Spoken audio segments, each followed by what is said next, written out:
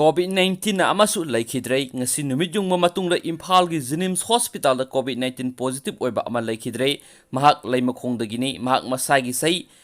humdraga taruk rom surei mahak ngasi ayu hospital asida admit tawrakpani hairi mahak tharaga state asida COVID-19 na laikhidaba puna mapan surei amana COVID-19 na sajing mairen khongdagi male nurse ama yauna nurse ani amadi Rupamahal Tenki area dagi puna ahom positive oiri hairi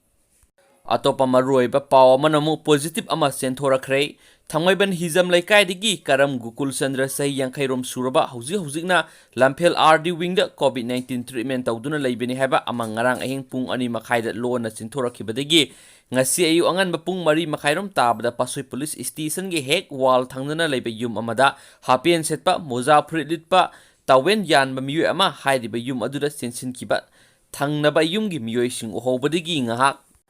Lairaba tungda police ki team ama laktuna mafam adubu senaduna thambadagi lekai gi miyamna khangnarakpadagi miyu esi mahakna sangniba yumsiga mari thoknabani haiba khangki